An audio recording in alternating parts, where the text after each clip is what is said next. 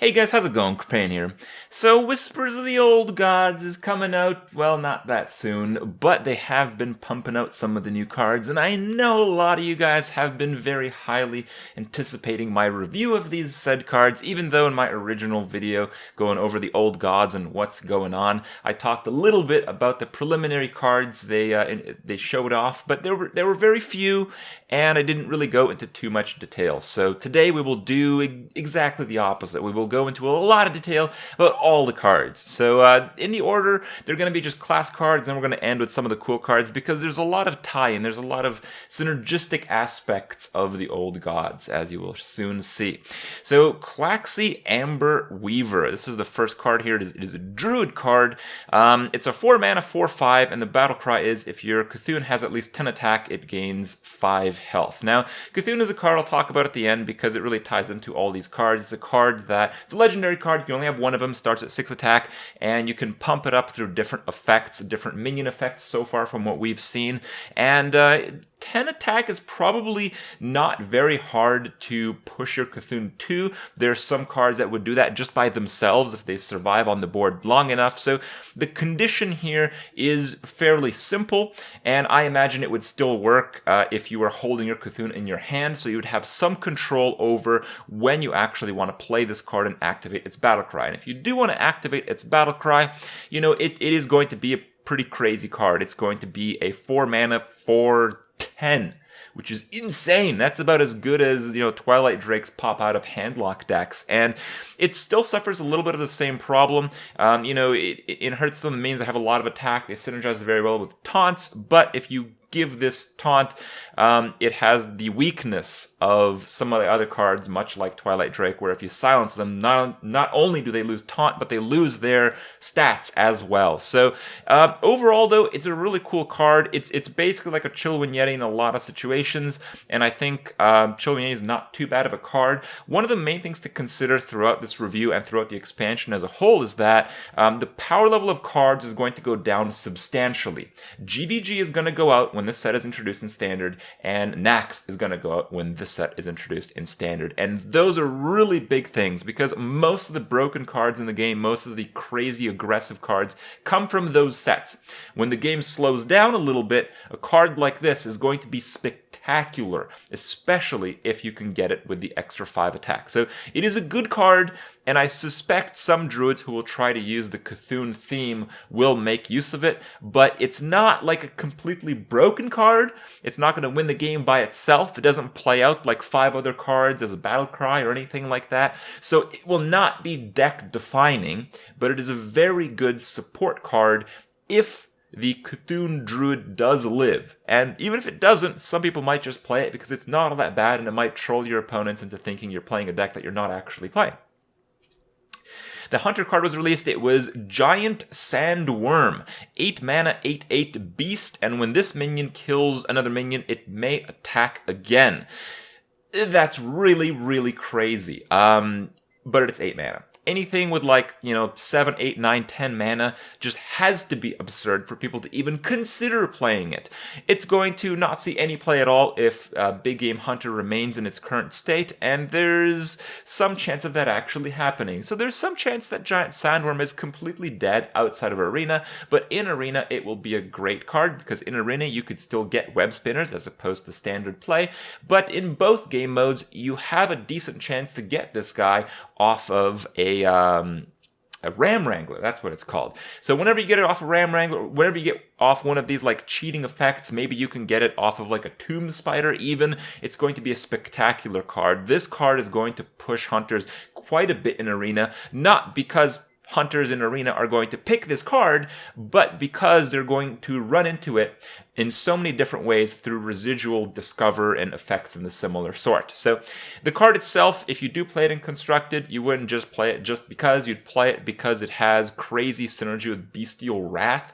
You could make this card take no damage, so you could kill every single minion, even Death Rattle, even residual effects, constantly attack stuff, and then hit your opponent in the face. So it's a complete board clear plus 10 damage if you do get that combo off. But if you're playing this as a card deliberately to get that combo off in Constructed, people are going to see that you just put this card in your deck. They're going to know exactly what you're doing, so it's very difficult to actually pull it off if it's even good at all. Forbidden Flame, it's one of these cards. Blizzard introduced these spells that cost 0 mana that spend the rest of your mana to do a specific effect. Forbidden Flame is much like the others where it's not very good. It's a 0 mana spell, which is generally going to be really broken, but it will do nothing if you play it with no mana left. However, if you're playing this as like a tempo mage, maybe there's some reason to do that, especially if you have some spell damage effects, because if you hit for 0 but you have spell damage, you'll actually hit for this amount of spell damage that you have. The main thing that kills this card, completely kills it, is the fact that you can only do this damage to a minion. So it's just so difficult to justify this over all the other actual spells that do a specific effect already. So it's probably not going to see too much play, but out of all of these cards that just do something based on the mana you have left, I'd say this probably has the highest chance. As you'll see, some of the ones to come are a lot worse. The reason it's not very good is, yeah, it eats up your turn and it gives you like a smooth curve, but it's just so inefficient, Even cards that people think are bad, like Flame Lance, does 8 damage for 5 mana. So, and that's, like, nobody plays that in Constructed. So this is really worse than that in almost every case. And we have Stand Against the Darkness, also known as, man, I'm going to miss Muster for Battle, and this sucks compared to Muster for Battle. With Muster for Battle, you can basically just play that and use your hero power, and you trade 1/1/1 guy for a really useful weapon when it comes to early game board control. So basically this card is pretty terrible. There's really not much to say about it other than because a lot of these broken early game effects aren't being taken out of the game, perhaps Stand Against the Darkness will be an exception and will actually be pretty good in that sense, but I kind of doubt it. I think it might be okay in Arena, but really just okay. I wouldn't even call it as a great card. The next one here, I can just tell you what it does. It's one of those cards that uses up all your mana. It heals you for twice the amount of mana used. So yeah, I mean, if you have 10 mana, you can play this and heal for 20, and that's not too bad. But in every other situation, it's kind of bad, kind of really bad. So I really don't think it's that great. I feel like maybe it will see some play if there's some decks that are that desperate for healing. But again, I really doubt it. There's just better ways to heal up as a paladin. And we have Forbidden Shaping. This is the third and last of these cards that has been released. The 0 mana priest card that spends all your mana and summons a random minion that costs that much. And some people were really excited about this, thinking of, oh man, you can get exactly this minion here, you can get exactly this minion there. It might not be that bad. If you can play it on like 9 mana or something, there's only like a select few pretty good legendaries at that stage, and you can use it for that, and you can have it as a flexibility in the early game. If you're getting completely destroyed, you can desperately use this card. It's also a spell, so because it's a spell, there's some synergies with something like Wild Pyromancer, which a lot of those priest decks play anyway, but in the general case, it is pretty weak, and it is generally pretty weak because there's a lot of minions in the game that just suck. And there's a lot of minions in the game that don't suck, but are good because of their Battlecry effects. And because this does not play a minion, it summons the minion, it will not trigger Battlecry effects. So basically, out of the very small slice of good minions in the game, you still have to remove that slice of good minions with Battlecry effects, which is a pretty sizable slice of an already small portion of cards. So that's why I think the card is going to be generally very underwhelming, but I'm sure there's going to be a few cool effects, specifically in probably some Tavern Brawls, where this is going to be a pretty cool card. Ancient Spellbearer. If your Khtoon has 10 attack, gain 10 armor, 7 mana, 6/6. Well, I thought Shield Maiden kind of was pretty bad when it came out, and that turned out to be one of the best cards ever for a Control Warrior. And now, with that in mind, I think this card will be one of the best cards for Control Warrior. It's much clunkier to play, it's much more difficult to play, but as you'll see, a lot of the cards that actually buff Cthulhu's attack are pretty good on their own. Cthulhu will be pretty good on his own, most likely, as well. So if this card has a reasonable chance of activating, and I'm pretty sure you can design a control warrior to make that a reality, this card would then be pretty damn good, because 10 armor is pretty damn good. So I think this is a pretty nice card. Polluted Hoarder, I talked about this card a little bit already. It's like the upgraded Loot Hoarder, 4 mana, 4/2. The fact that it has 2 health rather than 1 is a really big deal. It probably won't see much play in Constructed, but in Arena, I think it'll be a good card. It's a great card that you just play if you're winning. And yeah, if you're winning, you play this. It'll probably challenge almost any other 3 or 4 drop that your opponent might play, and you get the card draw effect. Compared to a lot of other 4 mana card draw effects, which again, there's already not very many of, it's basically at the top of that list. So it's just a pretty good 4-drop card.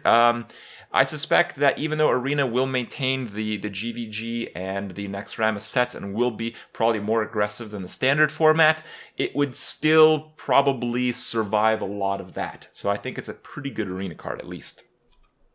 Corrupted Healbot, 5 mana, 6/6 with a Death Rattle to restore 8 health to the enemy hero. It's a mech, which means very, very, very little outside of the fact that if you somehow manage to make a deck, probably with Akanai Soul Priest, that actually utilizes the Death Rattle of this card in a positive way, if you do manage to actually do that, you could then play like Gorilla Bot and almost guarantee that you can put 4 of them in your deck effectively. So I'm kind of curious how well this will work. It looks like a pretty horrible card. It might be the type of card that people will use to tempo out their opponents, but again, I kind of doubt it. If I do see this card working anywhere, it might be in like Druid, because you could play like a really big minion, and when you kill your opponent, you do it with like a combo or something, but even that sounds like a pretty bad idea, and there's a pretty good chance Druid's not going to keep their combo the way it exists today from what, the devs have talked about, nerfing cards and all that. So again, I don't really see too positive of a form for this card in any deck right now, but the effect is pretty unique, and maybe there's going to be enough supporting cards to make it work. And we have Validated Doomsayer. Validated Doomsayer, 0/7 for 5, and at the start of your turn it sets the attack to 7. It means that it can't really be BGH'd, because when you play this and it's your opponent's turn, it's not going to have 7 attack. It only has 7 attack once it actually attacks. Similarly with Cabal Shadowpriest, people named it as a card that would counter the card pretty well. Cabal Shadowpriest doesn't counter it all that great, because you play it gets Cabal, but then you can just kill it if you're winning. So it is definitively a great card if you are winning when you play it. And there's a few decks that I think will be able to do that. Back before Naxxramas, back before GVG, when most of the very aggressive tools were limited, Zoo Warlock was a pretty popular deck that very effectively controlled the board in the early game. And I do think we're going to go a little bit back to that. Warlock keeps a lot of its very powerful Zoo cards, while most of the classes do lose theirs, which means that if there is 1 or 2 very distinctive Zoo decks, Validated Doomsayer might be a decent card to play in that. Then we have Beckoner of Evil, 2 mana, 2/3, Battlecry, give your Cthulhu +2/2. Now the Cthulhu cards, it were mentioned that they don't actually show up as draft options in Arena, so you won't run into this card, but I don't really think that's a problem. I think it'd be kind of cool to get Cthulhu cards in Arena, but I'm kind of torn. I don't know too much about that. I'm not going to talk about that in this video, but this card only applies to Constructed. So in Constructed, will people play this card? Well, 2 mana, 2/3s are pretty good right now, but that's largely because a lot of the cards from the sets that I mentioned that are going away are basically just super aggressive and like 1 attack and like 2 attack, and just trades very favorably against that. With those gone, I'm not so sure that 2/3 stat line is going to be that much better than a 3/2 stat line. So I don't know if it will be worth playing, but we'll have to see. Some of the other Cthulhu support cards are very powerful, and if they're stronger than this, I feel that even though this is a decent card, it might just get marginalized away. Now the next one is Eater of Secrets. 4 mana, 2/4, and the Battlecry destroys all enemy secrets and you gain +1/+1 for each. So if your opponent is not playing secrets, it is a 4 mana, 2/4, which is horrible. But if your opponent is playing a Mysterious Challenger deck and pops up the full Christmas tree with the 5 secrets, well, you're getting a 7/9 and you kill 5 secrets for 4, and that's basically game over. But yeah, I think this card is not really good enough unless another secret-oriented deck gets really out of control, which I don't think will happen, at least in the standard format. Because Mad Scientist is exiting the standard format, I don't really see people playing too many secrets, and if they are playing secrets, they're going to be playing very specific, very deliberate secrets, so you're not really going to get too much value out of it. Really, the only way I see this card working is if Mysterious Challenger Paladin survives, which I have serious doubts that it will, and 2, there's some hope of it being played if Freeze Mage is an extremely popular deck. But if Freeze Mage is an extremely popular deck, you're really only going for Ice Block because, well, you're not going to use Mad Scientist for the rest of the secrets because you can't, so yeah, it's just going to be very, very, very limited. This card would have been really cool if it came out in TGT, so you could just not have to deal with that mess called Secret Paladin. Then we have Twilight Elder. I really like Twilight Elder. It's a 3 mana 3/4, which is premium stats for 3. And the 3/4 stat line is not that amazing, but it is still pretty good. And I think it will be pretty good in a slightly slower game that I think we can expect to play soon enough, at least in the standard format. And his ability at the end of your turn, give your Cthulhu +1/+1 wherever it is. So the reason I like this card is because if it comes to a Cthulhu deck being very dominant and being very scary and being like residual triggers, so as we've seen some cards already, some cards trigger their effect from Cthulhu reaching certain thresholds, it would make it so this card is a premium stat line 3/3 that basically needs to be removed, if not right away, within like a turn or 2. And that's pretty good. You know, some of the face decks out there would probably just ignore it and just go for it and just try to race past the turn 10 Cthulhu possibility. But I feel that a lot of the Cthulhu cards released already just are pretty good on their own and are fairly control-oriented, so you might have enough tools to push away face decks if you wish. Then we have Cthulhu's Chosen. I actually think this is one of the best cards released, but there was a lot of people talking about how bad it is.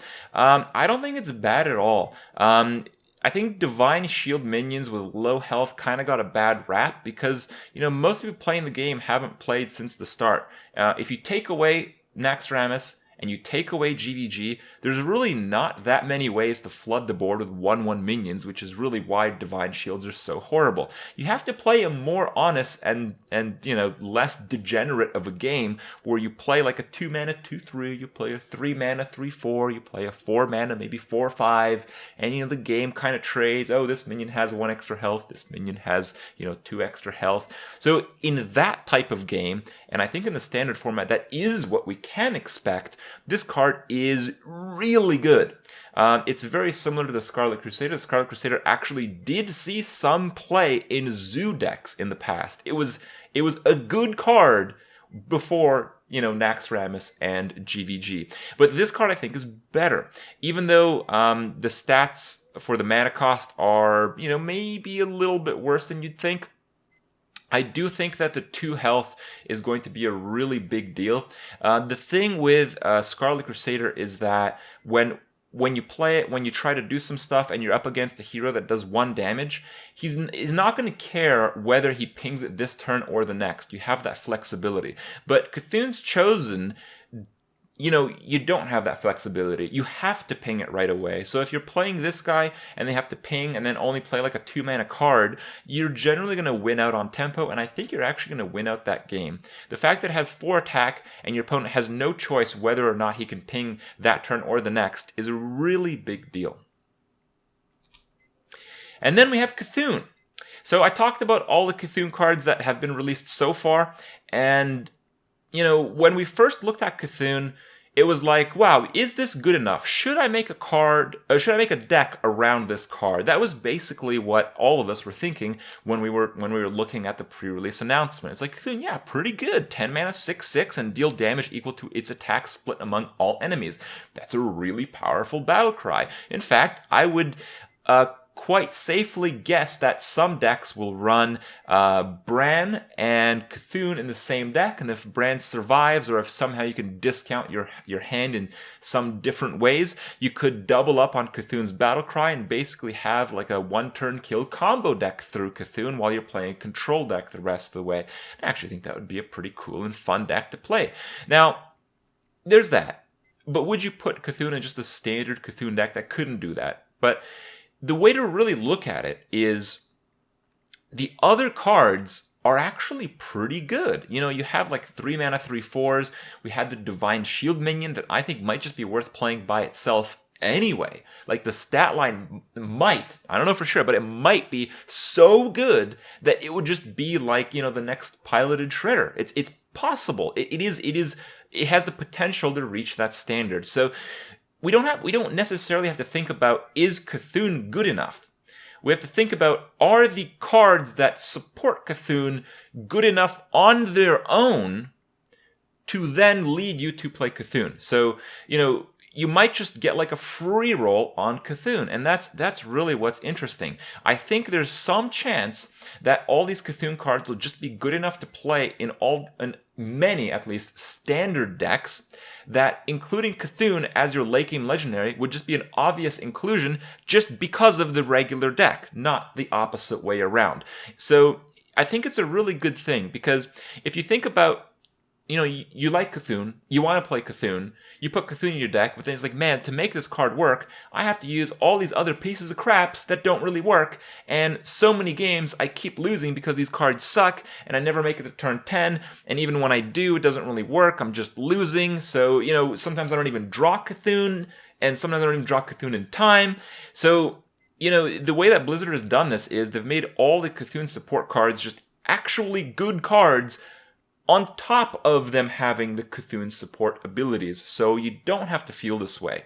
And this is absolutely the best way to handle it, and I think there's actually some chance that this might be so good that it might be a little bit broken. But it's a control style game with a 10 mana card, and I have no problem playing into that style of combo deck. Now the last card I'm going to talk about today is the new Hogger. It's a 7 mana 6/6, and when this minion takes damage, summon a 2/2 Null with Taunt. Now, this guy kind of sucks, because it's just not really that good of a card, because it can just die to one minion, and then it doesn't really do that much, because it can just get removed, because it costs a lot. There's a lot of reasons why it's terrible. But there is actually one reason why it's potentially very good. So I talked about how there is a good chance that a lot of people will play Cthulhu decks, a lot of Cthulhu control style combo decks perhaps, and that in some situations might get so out of control that you couldn't actually counterplay against it. So, you know, if they had like a 20/20 Cthulhu and they had a brand to double up on its Battlecry, that's 40 missiles. You know, and if you're playing if you're playing a class that can't get above 30 health, you know, how do you effectively counter that? You might not be able to. But suddenly, you have Hogger. If everyone is playing Cthulhu decks, you could actually see Hogger being one of the best cards in the game. It will single-handedly, completely ruin a Cthulhu combo, because every single missile that'll hit Hogger will then spawn another 2/2 minion. So the total effective health of this card is almost like 20. It's ridiculous, right? It's so much health, and it'll distribute the missiles constantly everywhere. If you play like Hogger and then you like double up its health with like a Divine Spirit from a priest or something, you might just be in a position where a Cthulhu combo would never kill you. And that's just really cool. I like the aspect of introducing, you know, these kind of complicated cards that might have very powerful effects, but not only that, just in case they're completely ridiculously broken, Blizzard has put in, just from the few cards that we've seen already, a few safeguards to make sure that there won't just be one deck to dominate the rest. So overall, even though none of the cards really seem completely outright broken by themselves, which has been the case for a few other sets in the past, I'm very happy. Everything seems to be roughly in balance. There seems to be a balance of play, counterplay, and just, you know, a good reason to try and play all these different style of decks. So overall, it's been great. I hope you guys enjoy my review, and I think we'll have to do a few more of these where we probably review some of these cards in the future once again, because so many of these cards are tied together in the Old Gods expansion. Hope you guys enjoy my review, and I'll see you guys tomorrow.